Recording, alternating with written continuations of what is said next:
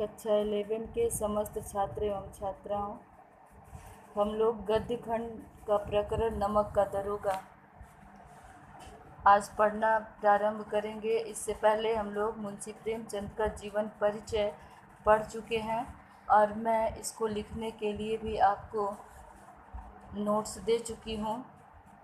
कुछ बच्चों ने मैसेज किया था उनके पास किताबें नहीं हैं, तो आप नेट से NCERT ऐप्स डाउनलोड कर लें और उसमें आपको सारी पुस्तिका उपलब्ध हो जाएगी।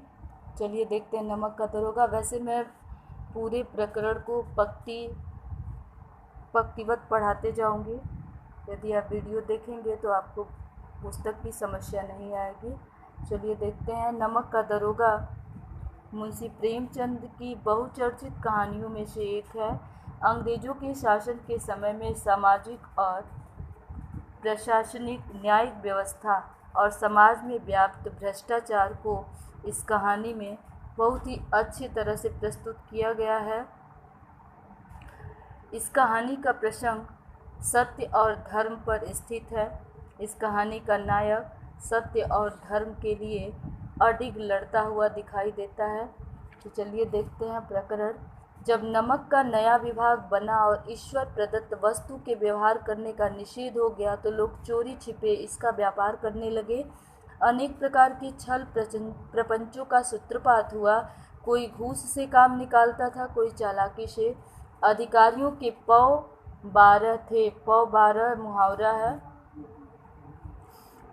पौ 12 मतलब होता है उनके आमदनी का कोई ठिकाना नहीं था। पटवारी गिरी का सर्व सम्मानित पद छोड़कर लोग इस विभाग की वरकंदाजी करते थे। वरकंदाजी मतलब होता है उन्नति। इसके दरोगा पद के लिए तो वकीलों का भी जी ललचाता था। वह समय था जब अंग्रेजी शिक्षा और ईसाई मत को लोग एक ही वस्तु समझते थे। फारसी का प्राबल्य था। प्राबल्य मतलब बहुलता था। प्रेम की कथाएं और श्रृंगार रस के काव्य पढ़कर फारसीदा लोग सर्वोच्च पदों पर नियुक्त हो जाया करते थे। मुंशी बंशीधर इस कहानी का प्रमुख पात्र है। मुंशी बंशीधर भी जुलेखा की वीरह कथा समाप्त करके मजनू और फरहाद के प्रेम वृतांत को, नल और नील की लड़ाई और अमेरिका के आविष्कार से लेकर महत्व की बातें समझते हुए रोजगार की खोज में निकले। ये सारे जो वर्णन किया है लेखक ने कि प्रेम की कथाएं और क्या कहते हैं, नल और नील की लड़ाई, अमेरिका के आविष्कार, मतलब ये बता रहे हैं कि ये अपनी पढ़ाई पूरी करने के बाद रोजगार की खोज में निकले। उनके पिता एक अनुभवी पुरुष थे। समझाने लगे, बेटा, यहाँ से लाइन आप रेखांकित नीचे करिएगा जो इनके पिता का कथन है। घर की दुर्दशा देख रहे हो, रीढ़ के बोझ से दबे हुए हैं। लड़कियां हैं, वह घास फूस की तरह बढ़ती चली जाती हैं। मैं कगारे पर का वृक्ष हो रहा हूँ, न मालूम कब गिर पड़ूं। अब तुम ही घर के मालिक मुख्तार हो। इसके बाद जो ये लाइन है व्याख्या के लिए आती है। नौकरी में ओहदे की ओर ध्यान मत देना, यह तो पीर का मज़ार है। निगाह चढ़ावे और चादर पर रखनी चाहिए। ऐसा काम ढूंढना जहाँ कुछ ऊपरी आय हो। फिर ये लाइन रेखांकित करिएगा। मासिक वेतन तो पूर्णमासी का चाँद है जो एक दिन दिखाई देता है और घटते घटते लुप्त हो जाता है। ऊपरी आय बहता हुआ स्रोत है जिससे सदैव प्यास बुझती है। आगे बोलते हैं बंशीधर के पिता कि वेतन मनुष्य देता है, इसी से उसमें वृद्धि नहीं होती। ऊपरी आमदनी ईश्वर देता है, इसी से उसमें बरकत होती है। तुम स्वयं विद्वान हो, तुम्हें क्या समझाऊं। इस विषय में विवेक की बड़ी आवश्यकता है। मनुष्य को देखो, उसकी आवश्यकता को देखो। ये लाइन भी देखिएगा। मनुष्य को देखो, उसकी आवश्यकता को देखो और अवसर को देखो। उसके उपरांत जो उचित समझो करो। गरज वाले आदमी के साथ कठोरता करने में लाभ ही लाभ है, लेकिन बेगरज को दाव पर पाना जरा कठिन है। इन बातों को निगाह में बांध लो, यह मेरी जन्म भर की कमाई है। देखिए इसमें लेखक की भाषा में आप लोग लिखे हैं कि इनकी भाषा हिंदी और उर्दू मिश्रित है, इसलिए इनके कहानियों में उर्दू शब्द बहुत ज़्यादा हैं।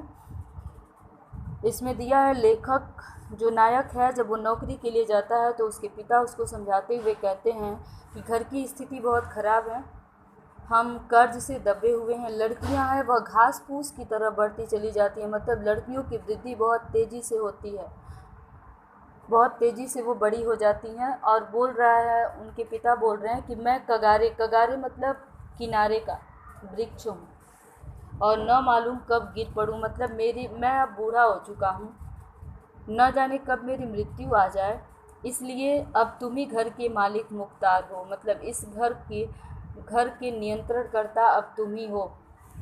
दूसरी चीज़ नौकरी में बता रहे हैं कि किस चीज़ पे ध्यान देना, तो बोल रहे हैं कि नौकरी में ओहदे, ओहदे मतलब होता है पद की ओर ध्यान मत देना, यह तो पीर का मज़ार है। जो पद है, पीर होता है मुस्लिम लोगों का स्थल होता है जिस पे लोग चढ़ावा चढ़ाने जाते हैं। तो बोल रहे हैं कि नौकरी में जो पद होता है वह पीर की मज़ार की तरह होता है, उस पर ध्यान नहीं देना चाहिए, निगाह चढ़ावे और चादर पर रखनी चाहिए। जैसे पीर की मज़ार पर लोग जाते हैं, वहाँ जो चढ़ावा चढ़ाते हैं वो महत्वपूर्ण रखता है कि किस मज़ार पर कितना ज़्यादा चढ़ावा चढ़ता है, वह उस मज़ार की अहमियत को दर्शाता है। तो लेखक बोल रहा है कि नौकरी में पद को मत देखना, देखना कि इस पद पर ऊपरी आमदनी, मतलब लोग रिश्वत कितना देते हैं उस पर ध्यान रखना।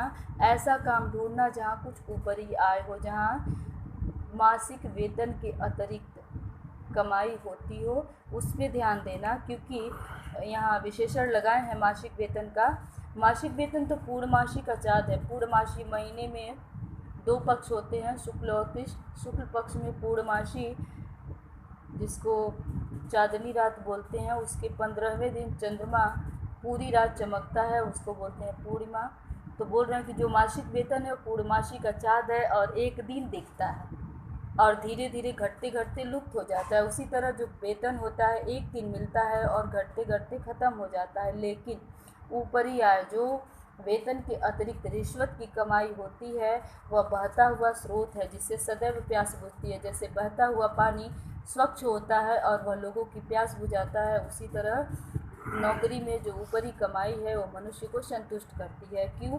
क्योंकि वेतन मनुष्य देता है और ऊपरी आमदनी ईश्वर देता है, और जो ईश्वर देता है उसमें बरकत होती है, मतलब वृद्धि होती है। लेखक के पिता लेखक को ये समझा के बताते हैं कि नौकरी करते समय ऊपरी आमदनी पर ध्यान देना। और फिर बोल रहे हैं कि ये ऊपरी आमदनी किससे कमाना, बोले हैं कि मनुष्य को देखो, उसकी आवश्यकता को देखो, मतलब जहाँ तुमको ऐसा मौका मिलता है कि ऊपरी आमदनी हो सकती है तो पहले उस मनुष्य को पहचानो, उसकी आवश्यकता को देखो, क्योंकि जिसकी आवश्यकता अधिक है वो अधिक से अधिक ऊपरी आमदनी दे करके अपने काम को पूरा करने की कोशिश करेगा, तो उसके साथ कठोरता बरतने में लाभ ही लाभ है। लेकिन जिस मनुष्य की आवश्यकता नहीं है और उससे जबरियन यदि तुम ऊपरी आमदनी कमाने की कोशिश करोगे तो वहाँ तुमको कठिनता का सामना करना पड़ेगा। इसलिए मेरी इन 2 बातों को अपने निगाह, मतलब नज़र में रख लो,